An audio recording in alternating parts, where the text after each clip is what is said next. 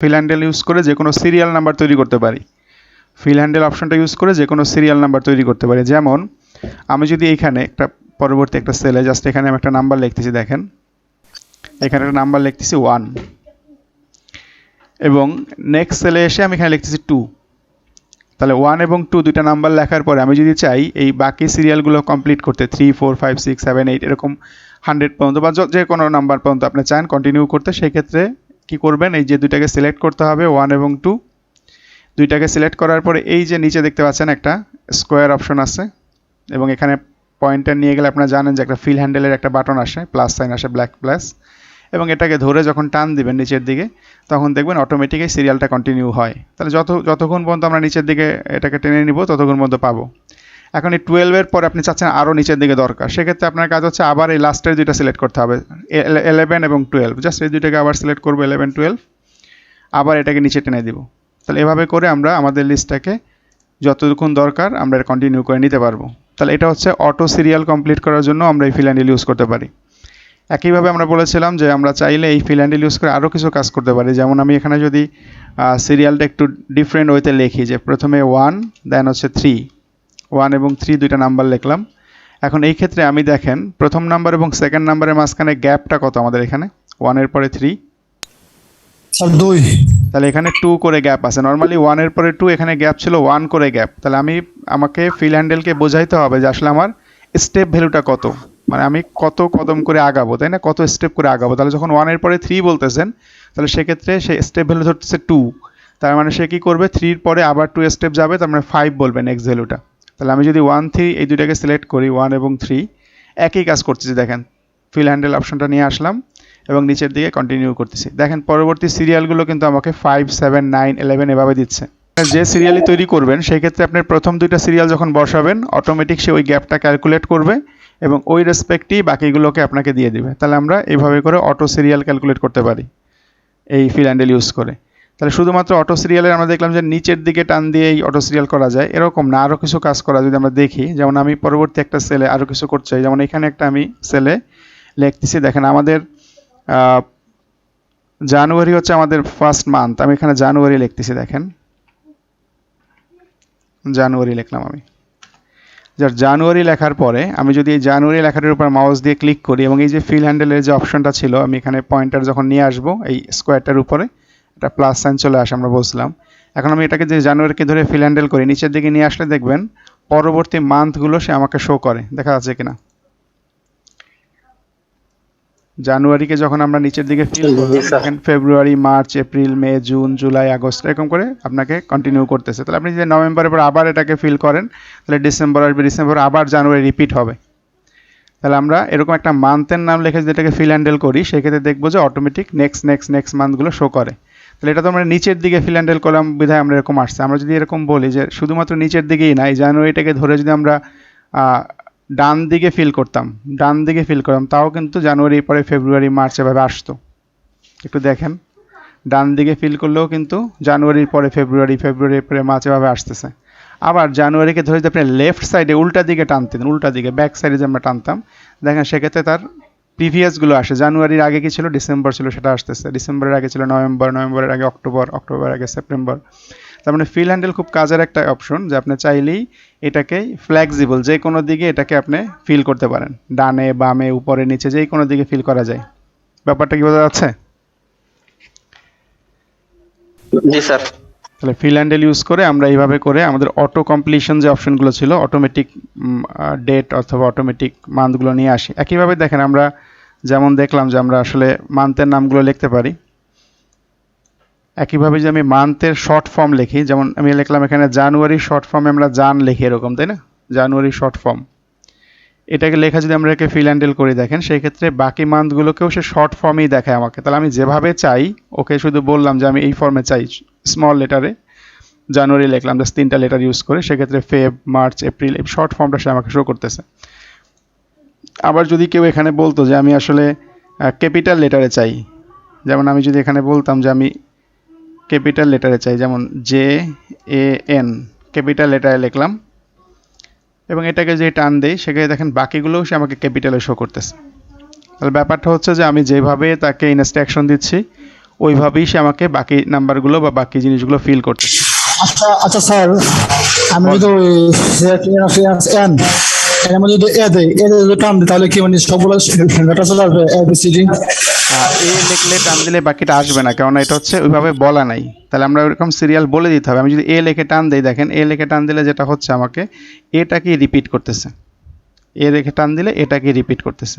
আবার যদি আমি এ বি লিখে টান দিই তাহলে এ বিটাকেই রিপিট করবে। তার মানে হচ্ছে এই যেগুলো আমাদের অটো কমপ্লিট আসতেছে, তার মানে বুঝতে হবে যে এগুলো সফটওয়্যারে তাকে বলা আছে, তাই না? সফটওয়্যারে তাকে ইনস্ট্রাকশন দেওয়া আছে যে এই লিখলে এই রেসপেক্টে এটা আসবে। বাট এর রেসপেক্টে বলা নাই কারণে এখানে এর রেসপেক্টে আমরা কিন্তু এ বি সি ডি পাচ্ছি না। তাহলে সেক্ষেত্রে আমাদের একটা লিস্ট তৈরি করে আসতে হবে, দেন ওটাকে সে যখন বলবো এ বি সি ডি তখন সে কিন্তু নিয়ে আসতে পারবে। তাহলে এইভাবে করে আমরা শর্ট ফর্মেও মান্থ নিয়ে আসতে পারি, ফুল ফর্মেও নিয়ে আসতে পারি। একইভাবে আপনি যদি মনে করেন যে আমরা ডে এর নামগুলো দেখবো, সানডে আমরা লিখি যে সান লিখি, সানডে রেসপেক্টে ডে এর নাম যখন লিখি এবং এটাকে যখন ফিল হ্যান্ডেল ইউজ করবেন, দেখেন এখানেও কিন্তু আপনি ডে এর নামগুলো অটোমেটিক পাচ্ছেন, সানের পরে মান টুয়েস ওয়েডনেসডে একেবারে পাচ্ছেন।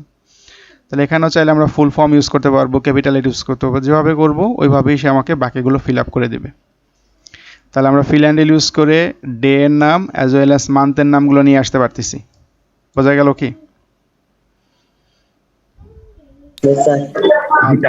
নেক্সট আমরা দেখেন ডেট লিখি, তাই না? আমরা ডেট লিখি কম্পিউটারে। ডেট লেখার ক্ষেত্রে কম্পিউটারের ফরম্যাটটা কিন্তু আমাদের থেকে ডিফারেন্ট। আমরা কীভাবে লিখি? প্রথমে লিখি হচ্ছে ডে এর নেম আর ডে এর নাম্বারটা, দেন মান্থ লিখি, দেন হচ্ছে আমরা ইয়ার লিখি। যেমন আজকের ডেট হচ্ছে আমরা বলবো যে 28, দেন 5, দেন 2022, তাই তো? এই হচ্ছে আমাদের ফরম্যাট, যে আমরা এইভাবে আজকের ডেটটাকে কনসিডার করি। বাট কম্পিউটারে যখন করবেন তখন আমরা জানি যে প্রথমে মান্থ বলতে হয়, তাই না? জানেন কিনা আপনারা যে কম্পিউটারের বা আমেরিকান ফরম্যাটে আমরা কি বলি? প্রথমে মান্থ বলি, দেন আমাকে বলি হচ্ছে ডে, এরপরে আমরা বলি হচ্ছে আমাদের ইয়ার। তাহলে আমি এরকম আজকের ডেটটা বলি 5, দেন হচ্ছে 28, দেন হচ্ছে 2022। এন্টার প্রেস করলে এটা আজকে ডেট হিসাবে সে কনসিডার করতেছে। এবং এটাকে যদি আমরা ফিল হ্যান্ডেল করি, দেখেন এটাকে যদি আমরা ফিল হ্যান্ডেল করি, নেক্সট ডেটগুলো আমরা পাচ্ছি। দেখেন 28-এর পরে 29, 30, 31, দেন আবার এই যে জুনের 1 তারিখ, 2, 3, 4 এভাবে পাচ্ছি। বাট এটা যদি আমি আমাদের ফর্মে লিখতাম, আমি যদি প্রথমে লিখতাম 28, দেন লিখতাম হচ্ছে 5 অ্যান্ড 2022 এই ফর্মে লিখতাম, সেক্ষেত্রে কিন্তু যেটা আসতো সেটা কিন্তু আসলে ইনকারেক্ট কিছু আসতো। দেখেন সেক্ষেত্রে কী করতেছে সে আসলে শুধুমাত্র ইয়ারের মানটাকে চেঞ্জ করতে, যে প্রথমে ছিল 22, এরপরে 23 করছে, 24 করছে, 25 করছে, তার মানে এটাকে সে ডেট হিসাবে কনসিডার করে নাই। বাট এখানে যখন আমরা ওদের ডেট ফর্মে লিখলাম যে প্রথমে মান্থ হবে, দেন হচ্ছে ডে হবে, দেন ইয়ার হবে, সেক্ষেত্রে সে ডেট হিসাবে কনসিডার করছে। মানে এর ফর্মেটটা এইভাবে বলা আছে বিধায় সে আসলে এই ফর্মেটটা সে ফলো করে। বাট এই ফর্মেটটা ওর কাছে নাই, যে প্রথমে আমরা যেমন বলি যে প্রথমে ডে কত, দেন মান্থ কত, ইয়ার কত, এটা বললে সে বুঝতে পারতেছে না। স্যার ফরম্যাটটাকে চেঞ্জ করা যায় না স্যার? হ্যাঁ, ফরম্যাট চেঞ্জ করা যায়, বাট ডিফল্ট ফরম্যাট হচ্ছে যে আমাদের এই যে আমেরিকান যে ফরম্যাটটা আমরা ইউজ করি, যে প্রথমে হচ্ছে মান্থ নেম হবে, তারপর হবে ডে নেম, তারপর ইয়ার নেম। আমরা চাইলে ফরম্যাট চেঞ্জ করতে পারি। এখন এই যে নাম্বারগুলো আপনার এখানে আসছে, আমি চাই যে এই ফরম্যাটটা আমি এভাবে চাই না, আমাদের ফরম্যাটে দেখতে চাই, তাই না? হতে পারে আমরা চাই আমাদের ফরম্যাটে দেখতে, বাট আমরা যখন আমাদের জন্য একটা শিট তৈরি করব যেখানে হয়তো ফরম্যাটটা আমাদের মতো থাকবে, তাহলে কি করতে হবে? দেখেন এই ডেটগুলো আমি সিলেক্ট করবো, যে আমি চাচ্ছি যে এই ডেটগুলোকে আমরা আমাদের বাংলাদেশে যে ফরম্যাট ইউজ করি সেই ফরম্যাটে চাই। তাহলে প্রথমে লেখার পরে ওর ফরম্যাটই লিখতে হবে, প্রথমে লিখতে হবে ওর মতো করে, দেন আমি সিলেক্ট করব। সিলেক্ট করে এই রাইট বাটন ক্লিক করব, সিলেক্টেড এরিয়ার উপরে রাইট বাটন ক্লিক করলাম। ক্লিক করলে দেখেন নিচের দিকে একটা অপশন পাবো, নাম হচ্ছে ফরম্যাট সেলস। দেখা যাচ্ছে কিনা? জি স্যার। ফরম্যাট সেলস, এখানে প্রেস করলাম ফরম্যাট সেলস অপশনে। ফরম্যাট সেলস অপশনে প্রেস করলে আমাকে একটা ডায়ালগ বক্স আসছে, দেখেন ফরম্যাট সেলের নামে একটা বক্স চলে আসছে এবং এখানে অনেকগুলো অপশন দেখতে পাচ্ছেন আপনি, অনেকগুলো অপশন। এর ভিতরে ডেট নামে একটা অপশন আছে, লেফট সাইডে দেখেন ক্যাটাগরি নামে একটা জিনিস আছে, এখানে ডেট জিনিস একটা হাইলাইট করছে, ডেট শো দেখতে পাচ্ছেন। এবং ডেটের সামনে দেখেন টাইপ বলা আছে, যে আপনি ডেটটা কোন টাইপে দেখবেন, তার টাইপ বলা আছে। এখন প্রথম টাইপ ছিল ওই যেটা আমরা দিয়েছিলাম, যে প্রথমে মান্থ, দেন হচ্ছে ডে, দেন হচ্ছে ইয়ার। নেক্সটটা দেখেন প্রথমে কি আছে, প্রথমে ডে এর নামটা থাকবে যে কি বার, তারপর থাকবে মাসের নাম, কত তারিখ, কোন ইয়ার। আমি যদি এই ফরম্যাটে চাই তাহলে এই ফরম্যাটটা সিলেক্ট করব। নিচের দিকে আরও ফরম্যাট আছে, এখানে অনেকগুলো ফরম্যাট আছে এখানে। তাহলে আমি আপাতত এই ফরম্যাটটা দেখতে চাই, যে প্রথমে নাম থাকবে ডে এর নাম, যে কি বার আজকে, কোন মাস, কত তারিখ, কোন বছর, জাস্ট এই ফরম্যাটে চাই। এই ফরম্যাটটা সিলেক্ট করে আমি ওকে দিয়ে দিব, তখন দেখেন আমার নাম্বারগুলো যা ছিল সবগুলো কিন্তু এই ফর্মে চলে আসছে। এখন দেখতে পাচ্ছেন ডেটগুলো। জি তাহলে স্যার। এখন ডেটগুলো কিন্তু আমাদের রিডেবল ফর্মে চলে আসছে। তাহলে আমরা চাইলেই এটাকে মডিফাই করে আমাদের মতো করে নিতে পারি। তাহলে সেই ক্ষেত্রে ওই ফরম্যাটটাকে প্রথমে ওর মতো করে লিখলাম, পরে আমরা ওটাকে চেঞ্জ করলাম যে আসলে আমি এই ফরম্যাটে শো করবো এটাকে। তাহলে আমরা যে অপশনগুলো দেখলাম যে আমরা ফিল হ্যান্ডেল ইউজ করে ক্যালকুলেশনের পারপাসে অনেক হেল্প নিতে পারি, যে একটা ক্যালকুলেট করার পরে বাকিগুলো যদি করতে চাই সেক্ষেত্রে ফিল হ্যান্ডেল আমাকে হেল্প করবে। একইভাবে অটো কমপ্লিশন যেটা দেখলাম যে আমরা একটা সিরিয়াল তৈরি করতে গেলে ফিল হ্যান্ডেল আমাকে হেল্প করতেছে, যে প্রথম দুইটা সিরিয়াল লেখা টেনে দিলে বাকিগুলো হয়ে যাচ্ছে। একইভাবে ডের নাম, মান্থের নাম বা ডেটগুলো যখন আমরা তৈরি করব সেক্ষেত্রে আমরা ফিল হ্যান্ডেলের হেল্প নিতে পারি। বোঝা যাচ্ছে তো সবাই? পারবেন না করতে এগুলো? জি স্যার। আচ্ছা, তাহলে আমরা এই কাজগুলো দেখলাম এই শিটে। দেখেন আমরা বলছিলাম যে এক্সেলের একটা এক্সেলে যে আমরা ওপেন করলাম এক্সেলের ফাইলটাকে, এক্সেলের এই ফাইলটাকে আমরা বলি বুক। উপরের দিকে যদি দেখেন, উপরের দিকে একটা রেড কালারের বার আছে আমার এখানে, উপরের দিকে দেখেন লেখা আছে বুক 1, মাইক্রোসফট এক্সেল বুক 1, তাই না?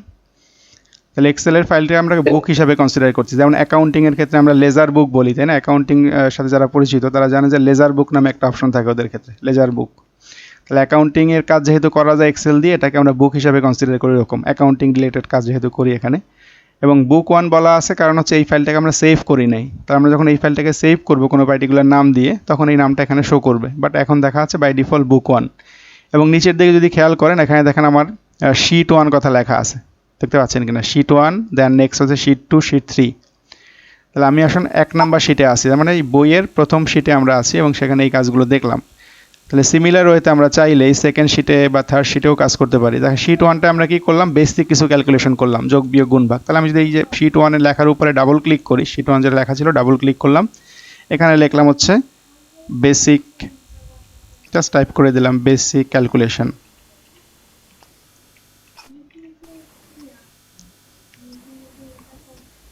Basic calculation.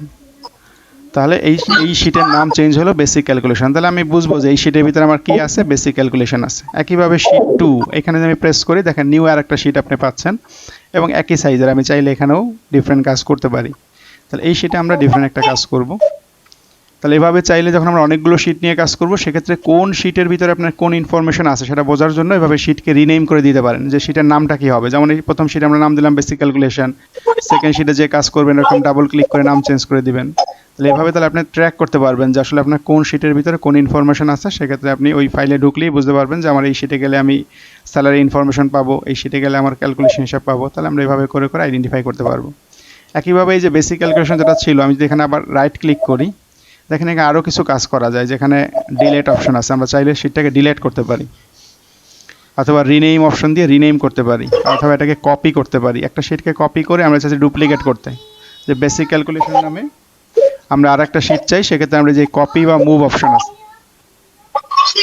তাহলে কপি বা মুভ অপশন ইউজ করে আমরা এটাকে কপি করতে পারি। একইভাবে দেখেন এখানে ট্যাপ কালার নামে একটা অপশন আছে, ট্যাপ কালার, যে আমরা চাইলে প্রত্যেকটা শিটের কালার চেঞ্জ করতে। যেমন এই শিটে আমি বললাম যে এই শিটের ব্যাকগ্রাউন্ডটা থাকবে রেড কালারে, দেখেন এখানে দেখা যায় বেসিক ক্যালকুলেশন রেড কালারের শেডিং দেখা যাচ্ছে। তাহলে এভাবে করেও আপনি চাইলে শিটগুলোকে আলাদাভাবে ডিফারেন্ট ওয়েতে ফরম্যাটিং করতে পারেন।